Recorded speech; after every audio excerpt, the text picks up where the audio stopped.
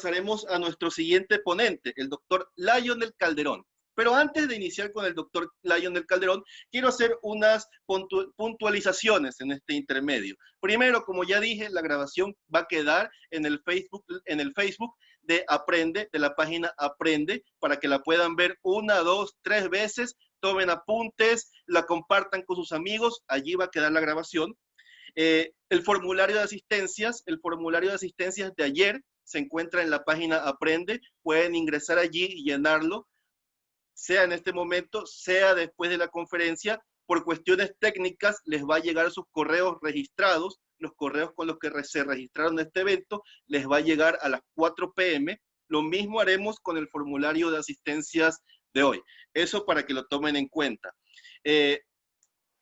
También en este intermedio aprovechamos para reiterar nuestro agradecimiento al movimiento estudiantil Verum. Realmente esto lo hacemos para ustedes estudiantes, a más de los profesionales que nos acompañan, pero siempre nuestro énfasis es brindar las mayores herramientas para que tengamos profesionales mejor preparados. Y qué mejor que hacerlo desde que son estudiantes. A todos ustedes, bienvenidos. Muchas gracias al Movimiento Verum por darnos esa promoción. También al Colegio de Abogados del Guayas, que gentilmente nos ha dado su aval para poder emitir certificados por este evento y que el tiempo de todos valga la pena y tengan constancia de este evento. Y bueno, nuestro siguiente panelista, nuestro siguiente ponente, tiene la misma altura, elevadísima, del doctor Pedro Ceballos. Realmente tenemos un lujo de ponentes el día de hoy. Y el doctor Lionel Calderón es economista por la Universidad de Guayaquil, es abogado por la Universidad de Guayaquil,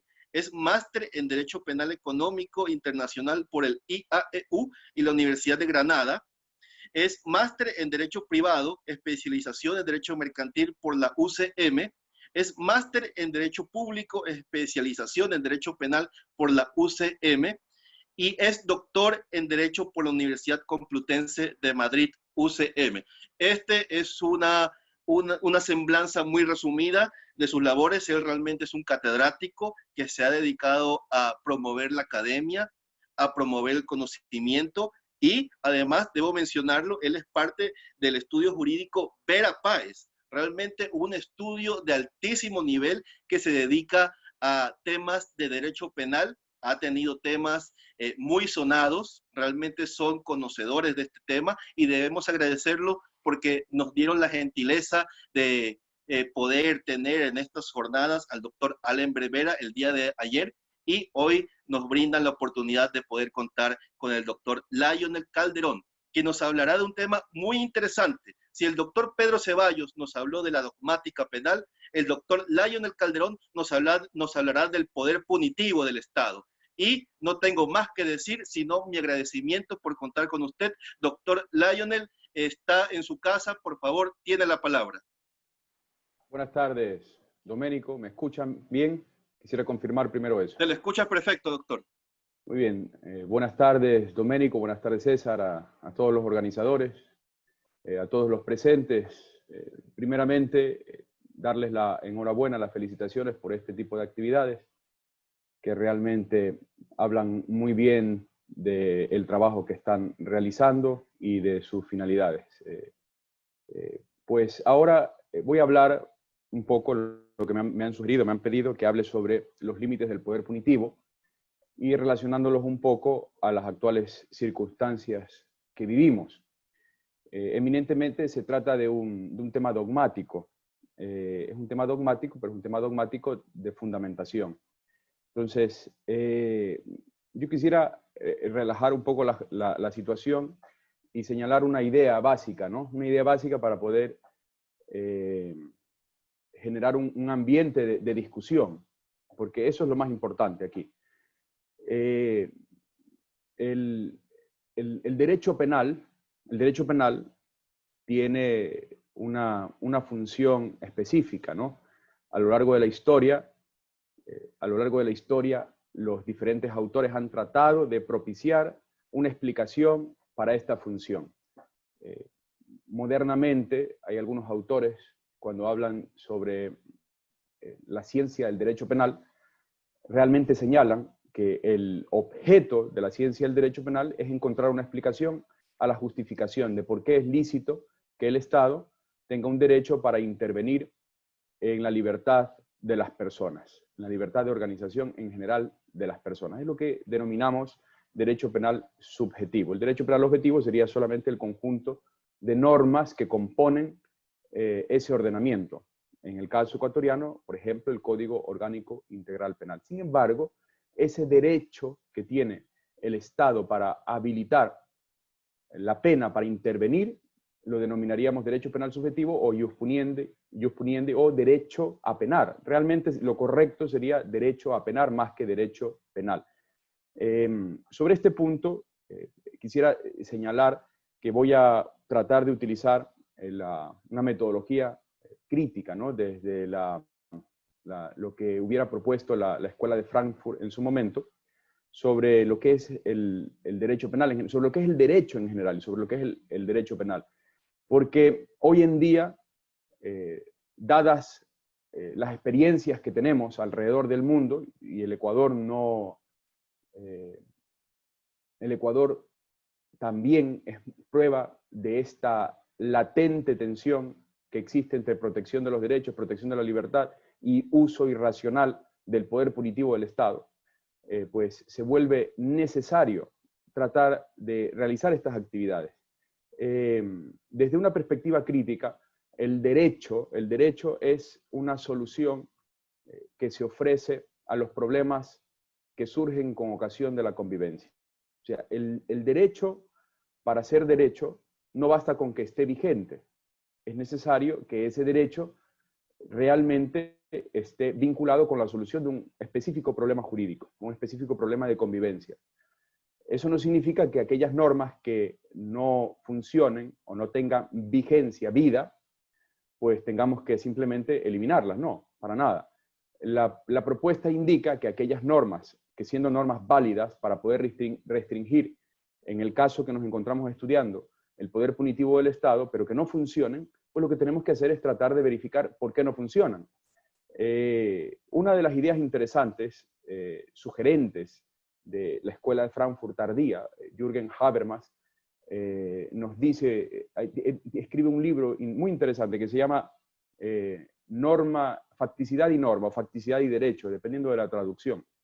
Entonces, en este libro se propone una tesis muy interesante, que la vigencia de la norma no sería solo un problema vinculado con la norma, sino, y sobre todo, sería un problema vinculado con la facticidad. ¿A qué llamamos facticidad? Facticidad sería todos aquellos condicionamientos que permiten que esa norma formalmente vigente se cumpla, tenga vida en la realidad. Pues bien, uno de los agentes más importantes para provocar la facticidad en el mundo jurídico es el operador jurídico, los que estamos aquí, abogados litigantes, profesores, estudiantes de derecho, jueces, fiscales, agentes de control social, de criminalización primaria y secundaria, legisladores, criminalización primaria, dictan la política criminal, pero también los agentes de criminalización secundaria, los policías, los medios de comunicación, todo aquel que esté vinculado con el ordenamiento jurídico, pues debe reconducirse sus roles, sus funciones, de tal modo que se cumpla con los fines de la pena. Unos fines de la pena que sean respetuosos del Estado de Derecho. Entonces, una cosa interesante, una cosa muy importante sobre estas particularidades es que de lo que yo voy a tratar aquí es una propuesta de solución, que no es original ni nueva, sino que estamos tomando los presupuestos dogmáticos de la escuela más respetuosa de la protección de la dignidad de la persona en el marco del derecho penal. Entonces, para poner nombres de autores, podemos hablar del profesor Mir Puig en España, que acaba de fallecer, lamentablemente, el profesor Enrique Bacigalupo Zapater, el profesor Sánchez Vera, en Alemania el profesor Roxin, etc. Pues bien, la función de la pena. Vamos a ver, para poder comprender cuál es la función de la pena, necesariamente debemos ubicarnos en el sentido histórico. en cuál es el modelo de Estado al que sirve esa pena. Esta idea es muy necesaria y muy importante para comprender cuál es la función de la pena y cuál debe ser la función de la pena según el modelo de Estado vigente. Ejemplo, en el Estado medieval, un Estado teocéntrico, teocrático, pues la pena estaba vinculada con la idea de la retribución, una idea de la retribución muy absoluta, porque lo que se quería era afianzar el cumplimiento de los mandatos y prohibiciones divinas. Desde esa perspectiva, la pena servía como instrumento para que se cumplan con esos mandatos, esas exigencias. Si sumamos, o sea, si nos pasamos del Estado teocéntrico medieval y subimos un poquito en los siglos y llegamos al Estado absoluto, pues de la retribución nos pasamos a la prevención general. Una prevención general que lo que busca es simplemente proteger el status quo. En el absolutismo, lo que se persigue es proteger la situación de derechos que viven las personas que detentan el poder. Para ponerlo de una manera muy sencilla. Entonces, la pena tiene como función restringir las libertades de las personas que se opongan a esa serie de privilegios. Una de las funciones de la pena. No podemos olvidarnos que este modelo de Estado está ligado muy estrechamente al modelo económico vigente en cada uno de estos estados, ¿no? En general, hasta lo que hemos hablado hasta ahora, un modelo de Estado liberal, mercantilista, capitalista, pero liberal. Pues bien, ¿qué es lo que sucede? En la Ilustración tiene una idea muy interesante, porque la Ilustración nace con una observación ligada al Estado. Y como consecuencia tiene unas repercusiones respecto de la teoría de la pena. ¿Cuál es la observación de la teoría del Estado en esta época? Ya una observación que no era propia de la Ilustración, sino que fue desarrollada a plenitud en la Ilustración. Era la nueva explicación sobre por qué quienes detentan el poder realmente lo detentan. Entonces, hasta ese momento la idea era que el que gobernaba, el príncipe, el rey, etcétera, estaba ahí porque era un mandato divino. Dios en su infinita sabiduría había elegido a esa persona y había decidido que esa persona sea el que rigiera, esa persona o esa familia. Por tanto, era voluntad divina que los súbditos cumplan con las disposiciones, con las recomendaciones, con las normas que sancionen los reyes, los príncipes, etcétera. Pues bien, el contrato social en general, las ideas contractualistas, que son ideas políticas, que tienen una repercusión importante en la configuración de la función de la pena, diría que realmente el rey, el príncipe, el que gobierna, está ahí gobernando porque todos nosotros, los súbditos, hemos consentido en aquello. Por tanto, si ha sido un acuerdo tácito, pasivo, el que ha dado lugar a esa estructura de poder, pues cambiemos las reglas del juego a través de un acuerdo positivo. Entonces aparecen las primeras ideas de la reformulación del Estado, del poder, etc. Bueno, esto no es lo importante aquí, lo importante es a lo que quiero llegar. Estas ideas contractualistas tienen como consecuencia la construcción de límites. Límites. El Estado decimonónico, el Estado del siglo XVIII y siglo XIX, está empeñado, la Ilustración está empeñada en establecer límites. ¿A quién? Al gobernante.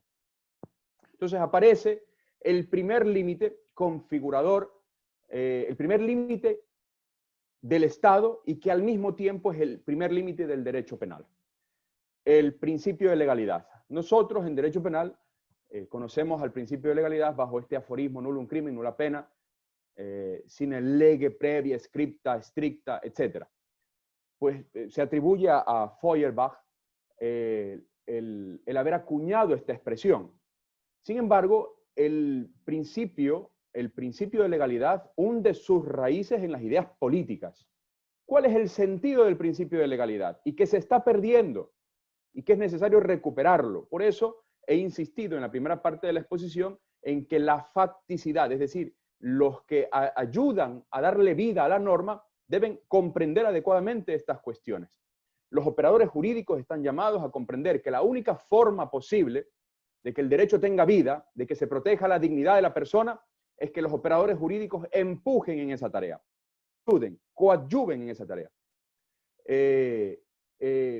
el principio de legalidad implica, una idea básica, implica que aquel que se encuentre ejerciendo el poder, que ya no es un atributo del gobernante, sino es un atributo de los mandantes, el ciudadano. Aparece esta figura del ciudadano, ¿no? La persona. Es un concepto muy interesante que vamos a estar utilizando aquí constantemente. El concepto de persona, que es un concepto de la filosofía cristiana, que ha sido elaborado en todos sus contornos para el siglo XIX y XX por Kant. Immanuel Kant es el que nos ayuda sobre lo que es la persona. Pero bien, regreso. Entonces, el principio de legalidad tiene una idea básica. ¿Cuál es la idea básica del principio de legalidad? Que aquel que detente el poder otorgado por los ciudadanos, que es su mandante, pues lo ejerza con unos límites. ¿Cuáles son esos límites? Los límites están establecidos en la Constitución y en la ley. Es decir, ya nadie tiene un poder absoluto. Por eso es importante que nosotros comprendamos que la Ilustración, sobre todo, vamos a poner un autor, ¿no? El Marqués de Beccaria, en su libro de los delitos y las penas, nos expresa estas ideas de la Ilustración respecto del poder punitivo. Beccaria no estaba tan preocupado sobre las preocupaciones actuales, ¿no? Sobre la víctima, sobre la mediación penal, sobre si la pena es humana, etc. No, Beccaria estaba preocupado en poner límites a ese poder que tenía el absoluto en su tiempo, en su época. Por eso, sus grandes recomendaciones estaban vinculadas con la principal estructura del principio de legalidad. No se puede imponer una pena por un comportamiento que no sea previamente, que no se encuentre previamente establecido en la norma, etcétera. Solamente el juez asignado a esa persona por ese hecho, etcétera, etcétera, las reglas de la competencia, permitirán imponer una pena. Bueno, las reglas que derivan del principio de legalidad. Sobre esto, un pequeño paréntesis. Es muy importante comprender que uno de los desarrollos más importantes en el ámbito procesal es la competencia del juez, y dentro de la competencia del juez la imparcialidad. Dos subnormas que responden a la vigencia del principio de legalidad. Si se ataca la imparcialidad del juez en su elemento objetivo o subjetivo, si se ataca la competencia del juez en cualquiera de sus variantes, no estamos atacando esas normas específicas que se regulan en las normas procesales. Estamos atacando el principio de legalidad. Y por tanto, si se desnaturaliza el principio de legalidad, se desnaturaliza el Estado de Derecho. El principio fundamentador del Estado moderno es el principio de legalidad, pero no es el único. Ojo, muy bien. Después del principio de legalidad, de esta configuración en el Estado ya moderno, nace el Estado, etc., nosotros hemos asistido a unos acontecimientos que han hecho pensar mucho sobre la capacidad que el hombre tiene para resolver sus problemas. Todo esto también está relacionado con la evolución de la metodología de la ciencia, ¿no? El hombre hasta este momento de la historia, estaba tratando de abandonar estos métodos que dependían exclusivamente de las ideas propugnadas por la escolástica tomista o por el método centrado en Dios. Dios era el centro y todo lo que no derive de Dios o no tenga su fundamento en Dios, pues no es verdad, etc. Ya nosotros conocemos eso a partir de la evolución de las ideas de la ciencia. Pero lo importante aquí es que durante el siglo XVI, XVII, XVIII, XIX, XX, el método racional, tanto dentro de las ciencias duras como dentro de las ciencias espirituales, en las que se encuentra el derecho, puso como fundamento para la explicación a la razón.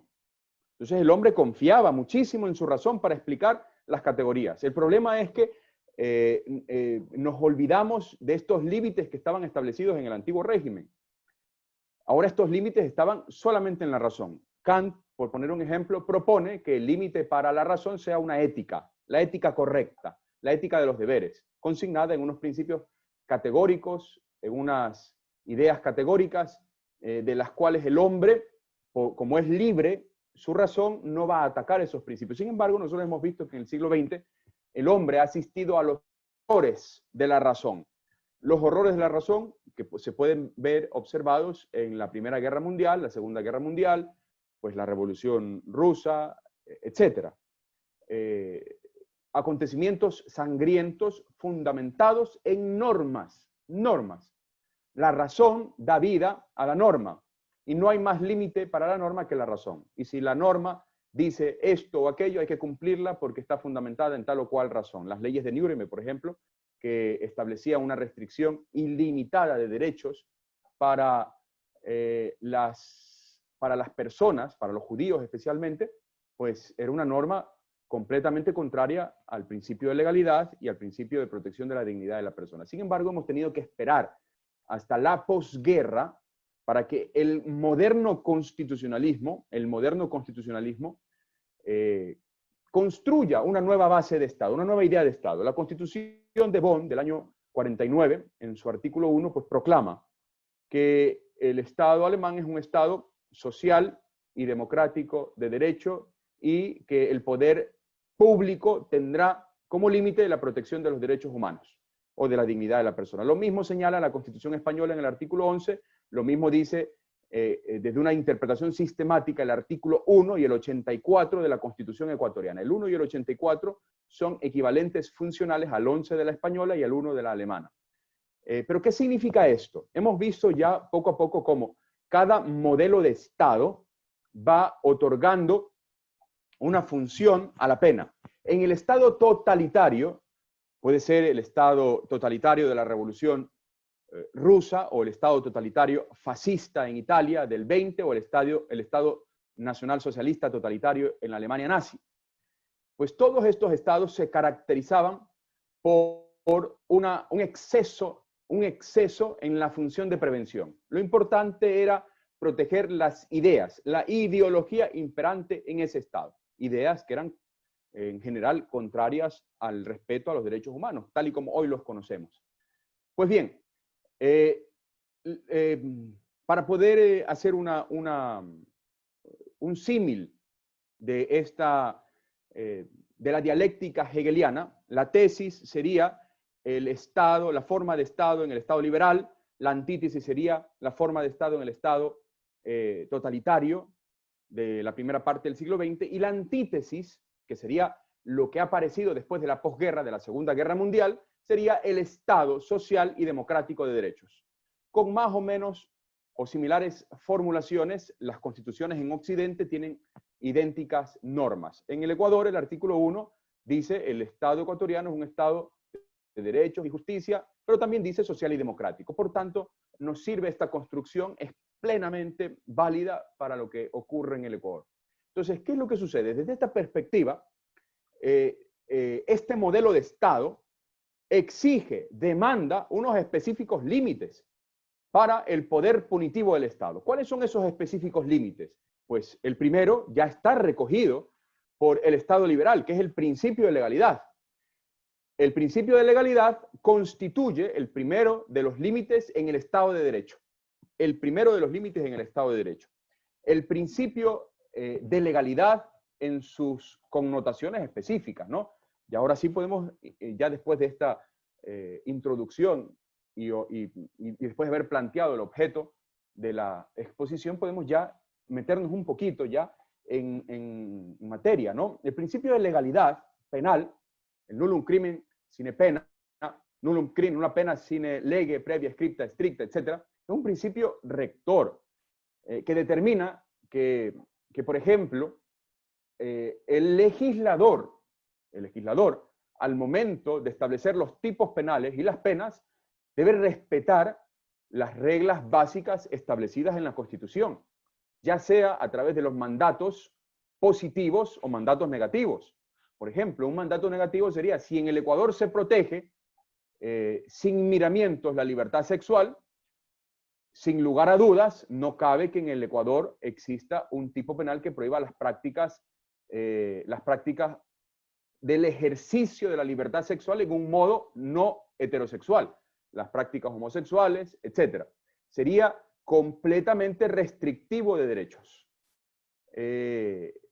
Esto demanda la Constitución, pero no solo mandatos negativos, también mandatos positivos. El legislador también le ha dicho, señor, estos tipos penales específicos, los de corrupción, por ejemplo, tendrán penas imprescriptibles, que sobre eso habría que discutir, ¿no? Porque resulta bastante discutible que algunos de esos casos tengan o esté previsto una pena imprescriptible. La naturaleza jurídica de la prescripción es otorgar seguridad y garantía a los ciudadanos frente al poder punitivo del Estado. La naturaleza jurídica de la prescripción no está para solventar la incapacidad que tiene el Estado de poder perseguir delitos, que es probablemente una de las explicaciones de la prescripción. Estas ideas son ideas muy críticas y que se encuentran recogidas por autores mayoritarios, tanto en España como en Alemania. Pues bien, continúo. En el Estado de Derecho, el principio de legalidad se convierte en el primer límite, y el principio de legalidad exige tanto al legislador, pero también a los operadores jurídicos en concreto. El juzgador, que es el destinatario de la norma penal, esta tesis es ya muy antigua también, Binding señalaría que en los tipos penales de la parte especial, los tipos penales en general, estarían dirigidos al juez, que es quien aplica. Y la norma primaria que fundamenta el tipo, en concreto, estaría dirigido al círculo de posibles autores. Si es un delito de dominio, pues a todos los ciudadanos. Si es un delito de infracción de deber, estaría dirigido solamente a aquellos que cumplen en ese subsistema social el específico rol, como por ejemplo en la administración desleal de sociedades, solamente el destinatario sería el administrador. Pues bien, continúo. Por tanto, el principio de legalidad demanda que el juez actúe en correspondencia con esas normas establecidas en la Constitución. ¿Cuáles son esas normas establecidas en la Constitución? Pues el respeto a los otros límites que vamos a desarrollar luego. Principio de culpabilidad, es decir, se responde solamente por hechos propios, no ajenos. Principio de cumplimiento de las reglas básicas del debido proceso. No basta el deseo de hacer justicia material. Es necesario que esa justicia material se practique cumpliendo las reglas del debido proceso. Sin debido proceso, el poder punitivo se desnaturaliza y nos encontramos ya no ante el Estado de Derecho, sino un Estado de policía, un Estado totalitario, un Estado que ejerce el poder punitivo solamente bajo premisas absolutas de la prevención general, positiva o negativa. Pues bien, el principio de legalidad también demanda que en el marco de las reglas de interpretación por parte del juez, el juez solamente juzgue el hecho, impute el hecho en la medida en que ese hecho se adecua al tipo penal. Del principio de legalidad deriva el principio de tipicidad, el principio de taxatividad, etc. Pues bien, el principio de legalidad también demanda la prohibición de analogía o Praeterlegen. Roxin es muy directo en su manual, señalando que no solo es un atentado contra las reglas básicas de la parte general, la práctica de una analogía. La analogía repercute necesariamente en la infracción total del principio de legalidad. Es un exceso del principio de legalidad. El juez, cuando practica una analogía, realiza una analogía que está indebida o interpreta extensivamente, que no es lo mismo, el juez realmente ya no actúa como juez, actúa como legislador. Lo mismo sucede cuando el juez señala que se debe responder jurídico-penalmente con ese tipo penal, pero al momento de imponer o establecer la pena utiliza otro tipo penal. Pues eso constituye un exceso y una infracción no solo de las reglas de la parte general, sino unas reglas del principio de legalidad, unas reglas ligadas estrechamente a la Constitución. Constitución y derecho penal están estrechamente ligados. Muy importante, recuerdo en la exposición del profesor Ceballos, le hacían referencia al principio de proporcionalidad, pues tanto el principio de proporcionalidad como el de legalidad han nacido dentro del derecho penal.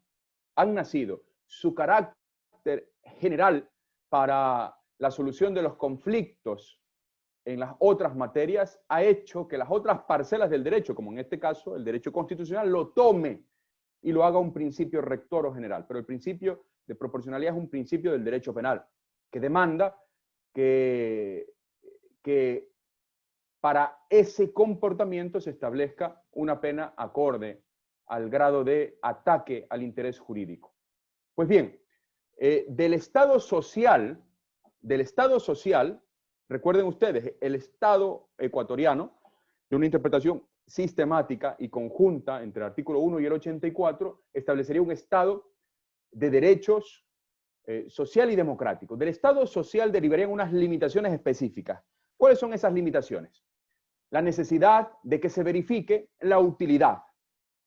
La pena será útil siempre y cuando se justifique su necesidad. ¿Es necesaria esa previsión jurídico-penal? ¿Realmente responde a solucionar un conflicto? Existen dos formas de evidenciar si es que es útil o no ese precepto penal. La práctica nos puede señalar si es útil o no, la práctica, ¿no? Si un tipo penal existe ahí, por ejemplo, pero realmente tiene poca vigencia, pues habría que indagar si tal vez una norma del derecho administrativo resuelva mejor el problema y no el derecho penal. Con esto está ligado mucho el siguiente principio, el siguiente subprincipio que se deriva del Estado social. Pues bien, cuando se logre determinar que una norma no es útil para resolver el conflicto, pues esa norma debe desaparecer del ordenamiento jurídico penal. Sin más, cuando se determine con criterios razonados, justificados dogmáticamente y también con el uso de la estadística. Por ejemplo, uno de los estudios más importantes hoy en día sobre la vigencia de ciertas penas, la pena de muerte, es los estudios sobre la incapacidad que tiene la amenaza de la pena de muerte respecto de la comisión de los delitos. Por más en los países donde existe la pena de muerte, se ha demostrado, está demostrado, muchos estudios determinan que la pena de muerte no sirve para disuadir a las personas de la comisión, en general. Pero bueno, no solo se debe analizar la utilidad respecto de las personas que cometen el delito, sino también respecto de aquellos que no lo cometen. Es decir, la prevención general negativa y positiva. La prevención general positiva es el refuerzo que se da para aquellos que cumplen con las normas, ya sea porque está vigente la norma o porque esa norma vigente les da confianza para seguir actuando conforme a derecho. Una pauta muy interesante utilizada para poder verificar la utilidad de las normas penales está ligada a verificar en aquellos hechos, en aquellas circunstancias en las que el Estado pierde momentáneamente poder o control penal, ¿qué delitos aparecen? ¿Cuáles son los delitos que comienzan a aparecer o surgir? Por ejemplo, en la revuelta que hubo en la huelga de los policías en el 2010. Pues nosotros fuimos testigos de cuáles son los delitos que aparecieron. Entonces, evidentemente, los delitos patrimoniales, ubicados y designados de manera inadecuada en nuestro Código Orgánico Integral Penal como delitos contra la propiedad, exclusivamente, habría que hacer una delimitación adecuada, tienen su razón de ser. Los delitos contra la propiedad, los delitos contra el patrimonio tienen sentido, mucho sentido, porque responden a una política criminal específica y a una amenaza que, si no está presente esa amenaza, pues aparecen estos hechos. Pues bien, continúo. Los límites al ius puniendi en un Estado social también vienen dados por el principio de subsidiariedad y fragmentariedad. La subsidiariedad establece sencillamente que cuando exista otro ordenamiento jurídico que tenga capacidad discursiva y práctica para resolver de mejor manera el problema, pues ¿qué hace esa norma en el derecho penal? Esa norma debe estar fuera del derecho penal. Es el derecho penal, tenemos que observarlo como una intromisión drástica en la libertad de organización de las personas. Por tanto, debe estar reservada para los hechos más graves y atentatorios o que atacan de manera más perniciosa contra los intereses o los derechos de las personas. Por tanto, cuando exista un problema jurídico que se resuelva de mejor manera por otra parcela del ordenamiento jurídico, pues que se quede allá, etcétera. El principio de fragmentariedad determina que el derecho penal es una parcela específica, no es la panacea para la solución de todos los problemas. Por eso, desde la adecuada comprensión de estos límites, se debe rechazar el populismo penal. Cuando se señala que más delitos o penas más drásticas van a generar mejores estándares de seguridad, sin apoyar dogmáticamente o bajo estudios estas premisas, nos encontramos frente a propuestas populistas. El derecho penal tiene que estar completamente limitado. El derecho penal, el trabajo, la tarea, es interesante porque en el manual de Zaffaroni le otorga una función política al derecho penal, como conjunto de recomendaciones que están establecidas para contener el poder punitivo del Estado. Por tanto, los jueces, la fiscalía, aunque la fiscalía parece que no lo tiene tan claro, la fiscalía, los abogados, los operadores jurídicos en general, profesores, docentes, estudiantes, todo aquel que se dedique al derecho y sobre todo al derecho penal, está para cumplir esta función, la función de contener el poder punitivo del Estado. Este poder, que es un poder excepcional y que repercute drásticamente en la libertad de organización de las personas, tiene que estar tamizado, completamente tamizado. De lo contrario, no sería un poder o un ejercicio del poder que respete los derechos humanos o la dignidad de la persona. En el ámbito del Estado democrático de derecho, aparecen también unos límites. El principio de humanidad de las penas. Por ejemplo, la necesaria limitación de las penas. Hay estudios muy importantes de universidades del norte de Europa, universidades norteamericanas también, que apuntan a que una persona encerrada en una prisión que cumpla los estándares de prisionización, de rehabilitación, etcétera, después de 10, 12, 15 años, dependiendo del estudio, ya deja de ser persona. Es decir, su psique, su capacidad cognitiva queda completamente deteriorada. Por eso había muchas propuestas en la década del 70 y del 80 que hablaban de una reformulación, no penas, que no existan penas mayores de 15 años, 20 años. Pero bueno, nosotros tenemos codificaciones como la nuestra que tiene penas de hasta 40 años. Lo que resulta, es discutible lo que estoy señalando, pero desde la norma vigente, las normas que tenemos actualmente, resulta discutible que sea una norma respetuosa de los límites establecidos en la Constitución. Ahora, ¿qué sucede? Sobre esto un pequeño paréntesis de la moderna dogmática de las penas. Han aparecido hoy en día, por ejemplo, la pena de prisión permanente revisable. Tanto el Tribunal Constitucional alemán como el Tribunal Supremo, el Tribunal Constitucional español, en sendas sentencias han establecido la constitucionalidad de estas medidas. Entonces, probablemente es necesario discutirlo. Es necesario discutirlo, abrir un foro para discutir la pena de prisión permanente revisable. Por cierto, este tema constituye la tesis doctoral del profesor Luis Jiménez de Azúa, la sentencia indeterminada. En esa época, creo que fue en el año 36, ya él proponía para aquellos casos de peligrosidad en los que no se logre conciliar pena y justicia material, se debe establecer la prisión permanente revisable o la pena de prisión indeterminada, la sentencia indeterminada. Pues bien, esa sería una posible solución para la pena, ¿no? Una pena acorde, respetuosa con el principio de humanidad de las penas, que no exceda de los 20 años, por ejemplo, pero que en los casos de extrema peligrosidad del autor se establezca la pena de prisión permanente revisable. Esa podría ser una solución. Lo propongo para discutirlo en otro momento y en otro foro. Pues bien, el principio de humanidad de las penas a lo largo del tiempo ha ido estableciendo cotas y límites. Desde la supresión de la pena de muerte en general, solo quedan muy pocos estados, en Occidente al menos, el gran lunar de los Estados Unidos y en pocos estados, hasta las penas de tratos crueles, inhumanos, degradantes, ¿no? Golpear a las personas o las prácticas de tortura en los interrogatorios, etc. Eso está completamente vetado por el principio de humanidad de las penas. Tan influyente ha sido el principio de humanidad de las penas que ha imbuido también en la práctica de las actividades de pesquisa o de obtención de información por parte de los sospechosos o procesados. Pues bien, el otro principio importante que deriva del Estado constitucional democrático de derechos es el principio de culpabilidad. ¿Qué es la culpabilidad? Esto es muy importante. La culpabilidad tiene 4 grandes subprincipios.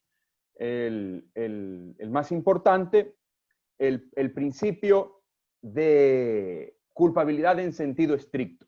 Es decir, no se debe establecer una pena sino tan solo por la culpabilidad propia.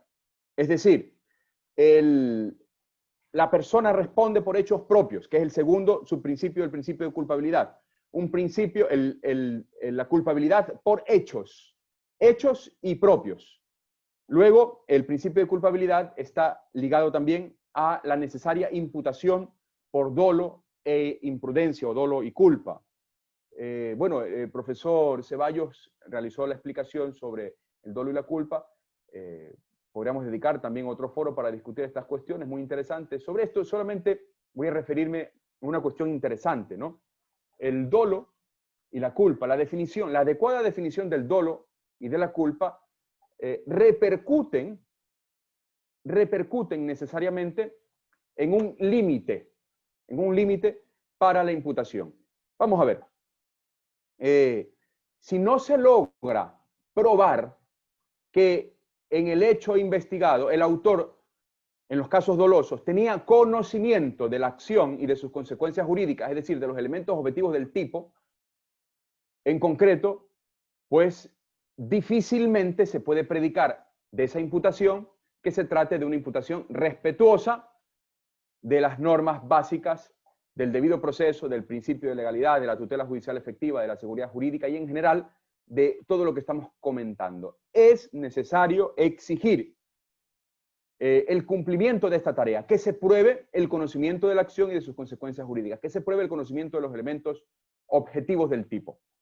En el ámbito de la culpa, de la imprudencia, pues la culpa se define usualmente, y el código tiene eso, a mi juicio, no es un error, sino más bien no dice nada. El 26 no nos dice lo que es la culpa.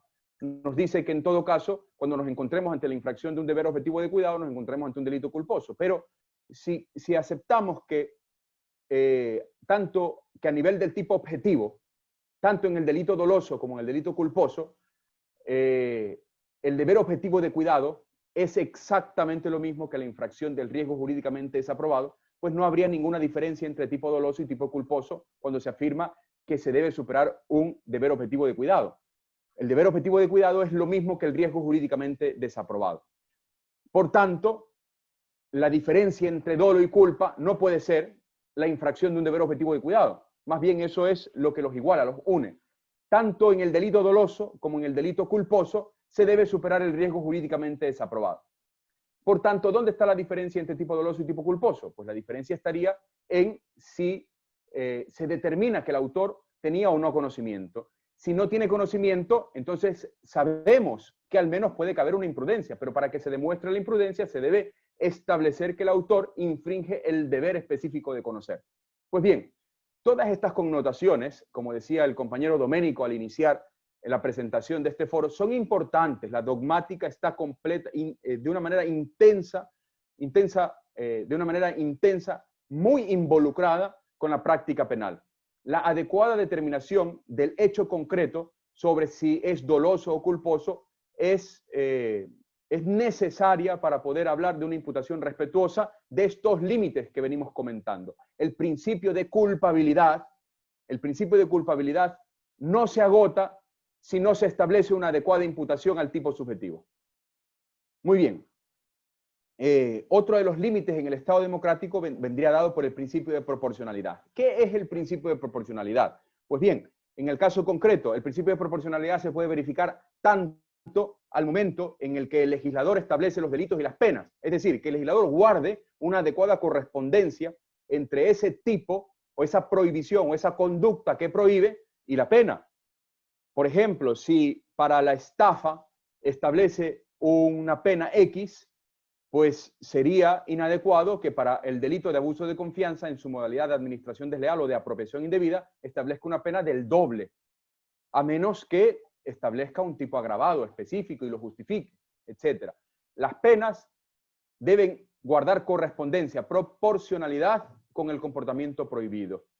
El comportamiento prohibido y las penas están relacionados con muchos criterios. Uno de los más importantes, el grado de afectación al interés jurídico y el interés jurídico tutelado por ese tipo penal. Pues bien, la proporcionalidad también debe verificarse por parte de los jueces al momento de establecer la pena.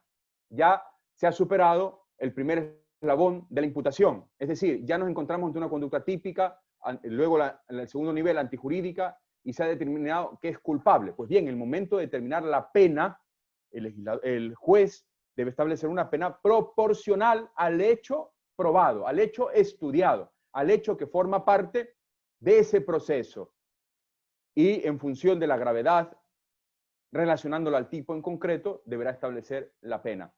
Una inadecuada imposición de la pena puede dar lugar a que en un recurso posterior se corrija ese error por infracción del principio de proporcionalidad, que al mismo tiempo constituye una infracción del principio de culpabilidad. El principio de culpabilidad, repetimos, exige que por culpabilidad propia, de hechos propios, se establezca una pena acorde a la gravedad del hecho realizado o emprendido.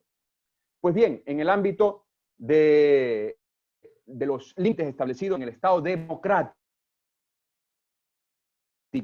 la pena debe tener como función la resocialización o la rehabilitación. Sobre estos términos habría una gran discusión. Vamos a dejarlo según el artículo 1 del Código Orgánico Integral Penal. Este código tiene como finalidad normar el poder punitivo del Estado, tipificar las infracciones penales, establecer el procedimiento para el juzgamiento y al final dice promover la rehabilitación social de las personas sentenciadas. Entonces vamos a hablar en los términos de rehabilitación.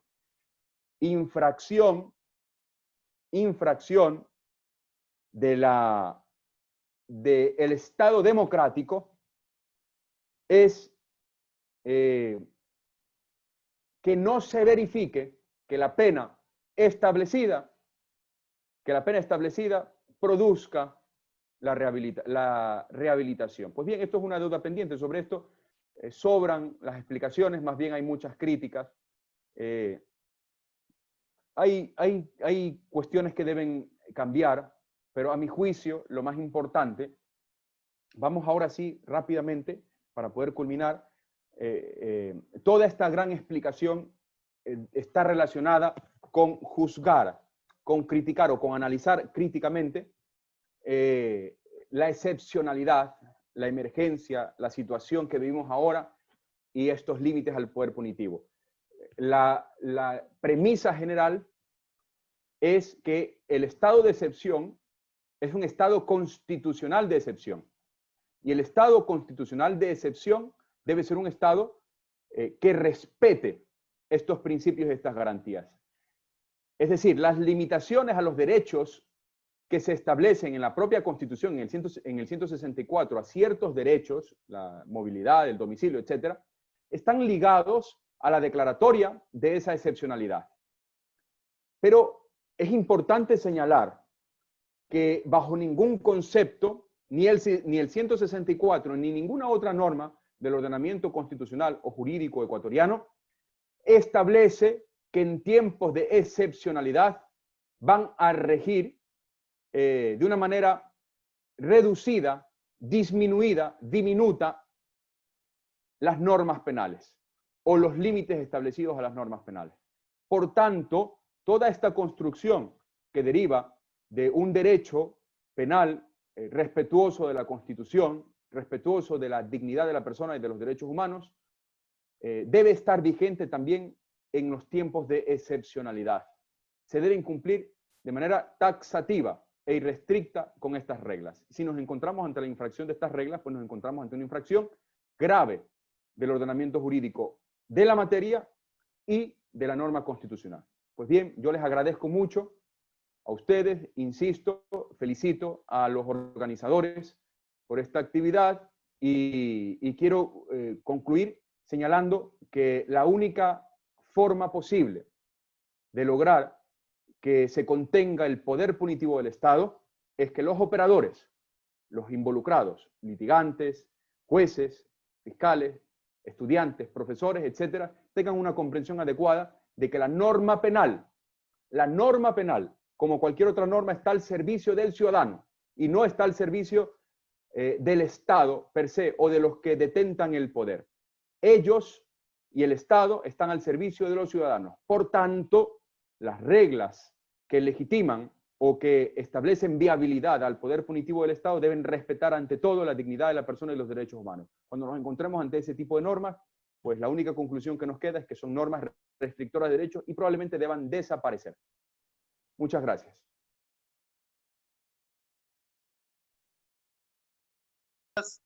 Muchas gracias, doctor Calderón. Realmente una gran exposición. Al igual que hice con la ponencia anterior, quisiera dar unos comentarios y yo creo que fue una exposición magistral en todo el sentido de la palabra. Es decir, si ustedes iban llevando notas de lo que decía el doctor Calderón y las guardan o las pasan a sus computadoras, yo creo que ya tienen un documento que les da toda la autoridad para hablar del poder punitivo y sus límites. Hablamos de la proporcionalidad, de la legalidad, de todo esto que implica el poder punitivo. Y me parece interesante esa aproximación. Por un lado, porque este constituye un momento previo a lo que el doctor Pedro Ceballos nos mencionaba. El doctor Pedro Ceballos nos hablaba de una teoría ya basada en el momento en que se analiza el delito. Sin embargo, el doctor Calderón nos habla de un momento previo, es decir, del poder punitivo estatal, porque es ese poder punitivo el que lleva a que determinadas conductas sean determinadas como peligrosas, como riesgosas para la sociedad, y de ahí se crea el delito. Así que muy interesante la concatenación de ambas temáticas.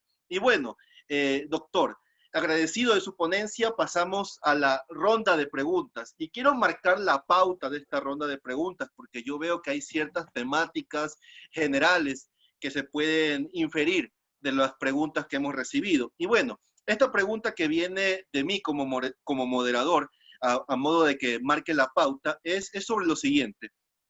En el campo doctrinario se habla del derecho penal del enemigo, que es un tema, un concepto súper popular, en el sentido de que a mucha gente le gusta discutirlo y da para mucha discusión. Usted conoce esta idea perfectamente. Y bueno, es el planteamiento de Jacobs, de que una cosa es el sistema penal para la persona común y corriente, que hasta cierto modo intenta cumplir las normas, pero que en determinadas circunstancias delinque. Y otro sistema penal debe haber para ciertas personas que llamamos enemigos. Pueden ser terroristas, Estados Unidos lo ha hecho con los terroristas de Al-Qaeda y de otras organizaciones. Pueden ser violadores, pederastas, que sé que muchas personas consideran que son un tipo aborrecible de criminal, o en el debate actual ecuatoriano podrían ser los políticos corruptos. Y eso yo creo que pone un poquito en crisis la idea del poder punitivo estatal, porque existiría la posibilidad de que hay un nicho, hay un campo en el cual el poder punitivo puede extralimitarse más allá de las garantías que hemos consensuado. Así que, ¿cuál es su opinión sobre este derecho penal del enemigo en relación al debate social actual de Ecuador y al poder punitivo del Estado? Le doy la palabra, doctor. Muy bien. A ver, la propuesta del profesor Jacobs,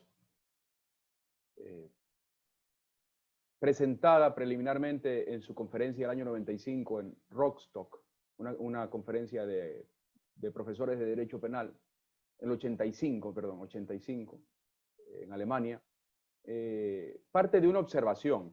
Eso es lo primero que se debe señalar, es una observación. Él señala que a lo largo de la historia y en las legislaciones actuales existen ciertas pautas de criminalización y de imputación para unos específicos delincuentes que distan mucho de otros delincuentes. Entonces, después de esta observación, o sea, realmente Jacobs, si somos fieles incluso a lo que él señala, pues lo he escuchado algunas veces, Jacobs de casualidad es el maestro de mi maestro, el profesor Sánchez Vera, Javier Sánchez Vera, da la casualidad, él señala que él no ha inventado nada. Más bien él trata de proponer límites a esta práctica, señalando, muy bien, ya que existe y es una realidad, pues establezcamos límites. Establezcamos límites. ¿Cuáles son estos límites? Él señala que en ciertos casos muy tasados, cuando se observa una peligrosidad potencial específica del delincuente o del posible delincuente, en los casos de delincuencia organizada transnacional, terrorismo, narcotráfico, etcétera, pues en estos casos debería existir un catálogo de disposiciones dentro de la Constitución o dentro de la ley penal para que los jueces y los operadores jurídicos se guíen y no nos encontremos ante verdaderas infracciones de los compromisos para aquellos que en general Jacobs denomina derecho penal del ciudadano.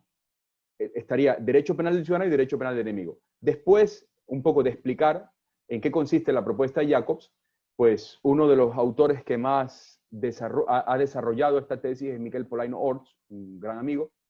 Pues Miguel trata de proponer una contención, unos límites muy desarrollados, muy específicos, y un establecimiento de una tipología. Desde esa perspectiva, ahora sí, Domenico, le puedo señalar que estaría completamente en contra de que esta propuesta dogmática, doctrinal, se establezca para los delitos de corrupción o de políticos, etc. Porque si bien son delitos y hechos graves, sumamente graves, son delitos que son completamente incomparables con la gravedad y el daño que generan aquellos para los que se ha pensado esta formulación teórica: delincuencia organizada transnacional, narcotráfico, trata de personas, etc. O sea, no estoy diciendo, ojo, que no se malinterprete, no estoy diciendo que lo que hacen los políticos o estos casos de corrupción sea una cuestión baladí. Probablemente amerite un aumento drástico de la pena. Probablemente. Pero tal vez, ¿por qué no indagamos en otras pautas? Tal vez no sea el derecho penal la solución. Tal vez sea tratar de mejorar otros estándares. Yo no sé si usted conoce, pero por ejemplo, en Ecuador es uno de los países que menos gasta, que menos invierte en los derechos sociales. Esos derechos sociales son los que han permitido que en los países del primer mundo las personas tengan mejores oportunidades, y con mejores oportunidades mayores capacidades, y con mayores capacidades mejores líderes. Entonces, yo insisto, probablemente la respuesta no solo sea punitiva, también sea una respuesta desde la sociedad y desde la cultura a tratar de cambiar ciertas pautas, tratar de pelear más por los derechos ciudadanos, los derechos de las personas de a pie, de los que no tienen quien los defienda. Como decía el profesor Dorado Montero, el derecho de los que no tienen voz. Entonces, tal vez eso ayude más, coadyuve en una mejor administración de la cosa pública, porque con ciudadanos a los que se respeta el derecho, pues ciudadanos que exigen más y de mejor manera, ciudadanos educados, ciudadanos que van a escoger al momento de decidir su voto de una manera mucho más adecuada. Ahora, para aquellos que igual deciden corromper y corromperse, cometer delitos de corrupción, pues el derecho penal tal vez debe establecer penas. Rescato, para finalizar esta pregunta, rescato una expresión de Beccaria. Beccaria señalaba que no es tanto tener muchas leyes para dar seguridad a los ciudadanos, sino más bien que esas leyes se cumplan. Pues ahí están los delitos, que se castiguen a sus culpables. Muy bien, doctor. Y con esa temática, con esa idea, quiero dar paso a las preguntas que nos han estado llegando a través del chat. Y al igual que con la ponencia anterior, son algunas, pero intentaré filtrarlas de forma de tener una idea de pensamiento. Y bueno, la primera pregunta vendría de Diego Torres. Y Diego Torres nos menciona algo respecto a a la idea de la pena como una medida preventiva. Es decir, la pena se supone, o al menos esa es la concepción que muchas veces se ha tenido en Ecuador, ha supuesto una medida de prevenir, de evitar que las personas delincan por ese efecto psicológico que tendría la pena. Usted nos ha indicado que la solución no serían penas más elevadas, sino otro tipo de soluciones no directamente relacionadas a la sanción. Y bueno, aquí viene la pregunta de Diego Torres. ¿Qué medidas se deberían tomar si es que el establecimiento de penas elevadas no es la solución? A su criterio, ¿cuál sería? Pues la cuestión es, ¿por qué este criterio? Primero, hemos afirmado antes que hay muchos estudios que evidencian que una persona encerrada, prisionada, recluida por más allá de 15 años, 17 años, 12 años, etcétera, ya está desnaturalizada. Desde esta perspectiva, esta pena sería una pena que no respeta la dignidad de la persona. Desde ese punto de partida viene la explicación. Luego, las penas que están en el sistema jurídico, que son propuestas alternativas, son las penas de multa, trabajos comunitarios, las penas que están ligadas a reducir el ámbito de organización de la persona. No es necesario determinar la eficacia de una pena solamente por el hecho de restringir la libertad de esa persona. En algunos casos es mucho más importante la multa que devuelva, en los casos patrimoniales, que devuelva lo sustraído, etc. Y luego, no se olviden de aquella solución que he propuesto para complementar un principio respetuoso de humanidad de penas. Tenemos ahí la prisión permanente revisable. Para aquellos casos que son muy gravosos, muy peligrosos, que mencionaba el compañero Doménico al principio, estos delitos atroces, que no hay garantía de rehabilitación, pues está la pena permanente revisable, que sería una pena que se debe discutir, ojo, pero les insisto, ya hay una sentencia del Tribunal Constitucional Alemán y del Tribunal Constitucional Español que determinan su constitucionalidad. Entonces, esta podría ser una solución, un sistema en el que existan penas respetuosas de la dignidad de la persona, pero también una pena que no sea ingenua, ¿no? El sistema no debe ser ingenuo para aquellos que son sujetos peligrosos, y mediante las pericias específicas del control penitenciario psiquiátrico que se realice cada cierto tiempo, pues el sujeto pueda permanecer en prisión o salir. Luego está también las instituciones de los grados, ¿no? Nosotros tenemos aquí el cambio de régimen, que también es una opción. Entonces, hay un gran abanico de posibilidades, pero lo importante es que no se olviden de dónde vienen estas cuestiones, porque estas cuestiones no salen al azar. Para poder guardar conformidad con la Constitución, necesitamos penas acordes, pero también necesitamos satisfacer los principios de justicia material. Muy bien, doctor. Y manteniéndonos en esa línea, manteniéndonos dentro de la idea del poder punitivo y dentro de ese rol un poco más protagónico que a veces el Estado quiere tomar frente a determinados delincuentes, Ronald Javier Alvarado nos hace la siguiente pregunta. ¿Qué opinión le merece el nuevo proyecto donde el Ejecutivo propone el delito de elusión con una redacción tan ambigua y una pena superior a los 20 años? ¿Qué lo hace tan diferente de otros delitos contra la administración pública? Esa es la pregunta, doctor.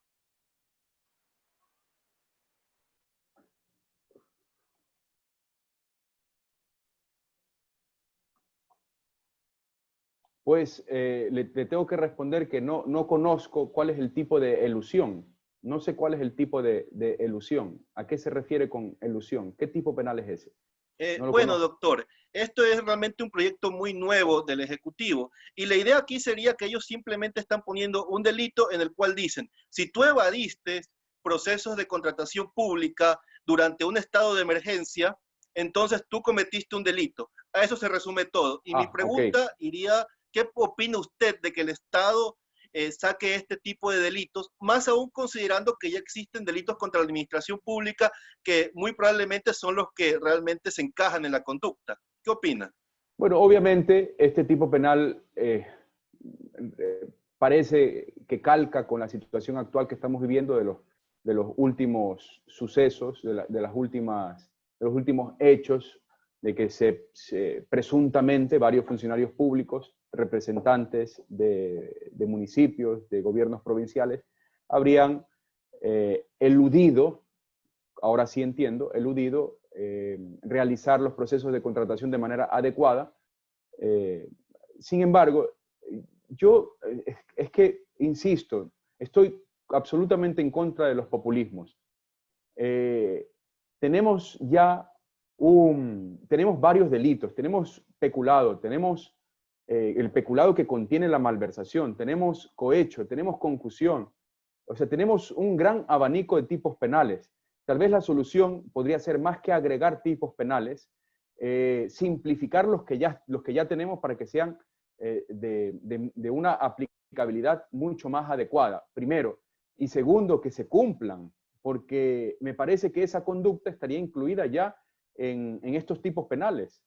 Encaja perfectamente en algunos momentos previos de estos tipos penales.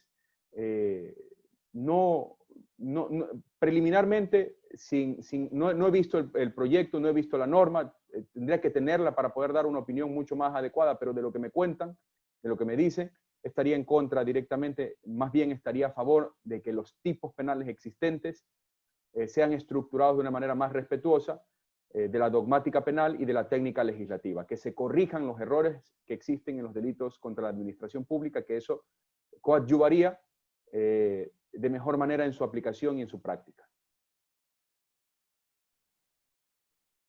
Muy buena respuesta, doctor, y la comparto completamente. La siguiente pregunta viene de Christopher Vallejo, y él pregunta, ¿qué opina, doctor, sobre los procesos administrativos abiertos al día de hoy por el Consejo de la Judicatura? ¿Cree que es conveniente iniciarlos, tomando en cuenta que algunos, como el relacionado al juicio de peculado seguido contra el prefecto, se encuentra en plena fase de sustanciación? ¿Cuáles son las consecuencias jurídicas, tomando en cuenta el principio de independencia judicial? Bueno, si somos coherentes con la exposición que hemos escuchado, que he realizado, pues no queda la menor duda que las actuaciones administrativas que estén relacionadas con el ejercicio de las actividades de los jueces son excesivas, sobre todo cuando en el caso de autos, pues lo que conocemos es lo de la prensa, ¿no? Sin embargo, la regla general no puede ser el establecimiento de la prisión preventiva, provisional, etc. No puede ser esa la regla general, debe ser la regla de excepción. Aunque eso signifique el riesgo de que el ciudadano vulnere la medida. Yo pienso que debemos confiar más en el sistema establecido, en las normas establecidas, y no tanto en los ejecutores de las normas. Las normas están establecidas para ser cumplidas, y la excepcionalidad de la prisión preventiva debe ser una regla, y tanto en el discurso como en la práctica. Entonces, preliminarmente debo decirle que no estaría de acuerdo con esas acciones administrativas, más bien todo lo contrario.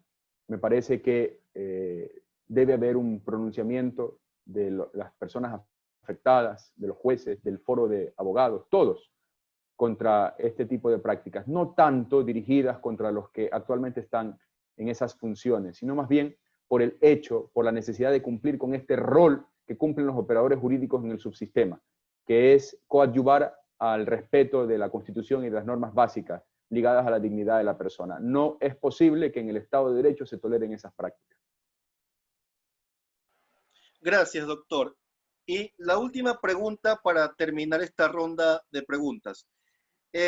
¿Considera, doctor, que además de revisar las penas en el sistema punitivo ecuatoriano, sería necesario además revisar el sistema de rehabilitación penitenciario para lograr una verdadera reinserción a la sociedad de los privados de la libertad?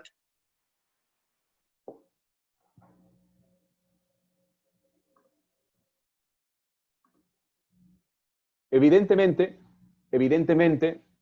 es necesario revisar el sistema de rehabilitación, revisar las líneas directrices, por qué no funciona, etcétera. Pero también amplío la respuesta con es necesario establecer un marco de oportunidades, porque miren, no sé si ustedes han podido observar, pero desde la vigencia de la actual ley penal, de la codificación penal, del Código Orgánico Integral Penal, ha crecido la población, se ha triplicado la población carcelaria.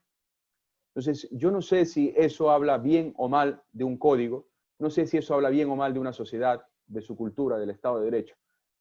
Lo que sí sé es que me parece inadecuado que sostengamos que en el artículo 1 se afirme que la ley penal, el poder punitivo, tiene como finalidad también la rehabilitación. Cuando observamos los hechos escabrosos, hace poco veíamos, hace algunos meses, escasos meses, a los presos jugando entre ellos a la pelota con una cabeza de otro de sus compañeros. Esto es inaudito, no, pero esto no responde a esas circunstancias específicas que se viven dentro de las prisiones, de las cárceles. También está relacionado con el sesgo, la incapacidad de acceso a las oportunidades que tienen las personas. Yo no estoy diciendo que tenemos que exonerarles por eso, pero sí es necesario revisar las otras pautas. En Suecia tiene uno de los códigos penales más interesantes y no sé si ustedes conocen que su prisionización es casi reducida. Están cerrando las cárceles en los últimos 10, 15 años a partir de sus nuevas políticas de prisionización, sustitución de medidas. Casi en muchos delitos leves no se impone penas de prisión. Entonces, esa puede ser una pauta. La pauta no solo es la aplicación de las penas, sino también ver qué es lo que estamos fallando en las otras parcelas del ordenamiento jurídico. Necesitamos incidir en esos aspectos porque la norma penal es incapaz de poder dar todas las soluciones. La norma penal no es la solución, la norma penal no es la panacea. Debe coadyuvar, desde su carácter subsidiario y fragmentario, debe coadyuvar a la solución de estos problemas sociales. Pero no podemos esperar demasiado de la norma penal. Si esperamos demasiado de la norma penal, vamos a ser los más desdichados de los hombres, porque el derecho penal no tiene esa capacidad. El derecho penal tiene capacidad para poder proteger bienes jurídicos, para poder proteger intereses jurídicos tutelables más trascendentales, tiene capacidad para otorgar prevención general negativa, otorgar prevención general positiva, pero no tiene capacidad para resolver todos los problemas sociales. Debemos reconocer las limitaciones de nuestro ordenamiento para poder saber qué le pedimos y qué no le pedimos. Entonces, hay que revisar las penas, pero también hay que revisar el sistema ecuatoriano, el sistema social ecuatoriano, para ver dónde estamos fallando. Excelente, doctor. Y antes de continuar con el cierre, quiero pedirle algo, doctor, y es que realmente ha sido muy grato para mí enterarme que usted está organizando un curso con el profesor español Carlos Arangués, que realmente es excelente y con el que hace muy poco vi la materia política criminal. Y realmente me parece espectacular que usted esté organizando un evento con el doctor Arangués y no sé si al público que nos está presenciando le pueda dar la información para que se inscriban, para que participen en este espléndido curso que está haciendo. Doctor Calderón. Muchas gracias, muy bien. Como bien dice Doménico, la universidad, la Facultad de Derecho de la Universidad de Granada está organizando un curso de lavado de activos con la cátedra de DOCRIM. Y quien está hablando, junto con el profesor Carlos Arangués Sánchez, profesor titular de Derecho Penal de la Universidad de Granada, vamos a impartir ese curso. Es exclusivamente online, 30 horas académicas. También está certificado tanto por la Facultad de Derecho de la Universidad de Granada como por el Colegio de Abogados, que también veo que certifica este curso. Y entonces tiene un costo realmente bajo porque la Universidad de Granada tiene esa política de hacer cosas con bajo costo. Y entonces yo le voy a pedir encarecidamente, ya que usted lo menciona, Doménico, que se pase la hoja de la publicidad para que puedan ver ahí dónde se pueden inscribir si es que les interesa todavía. El curso empieza la próxima semana, del 8 al 13. Quedan los últimos días para la inscripción, quedan muy pocos cupos. Muchas gracias a todos, insisto, los felicito por su participación, por su asistencia y a los organizadores.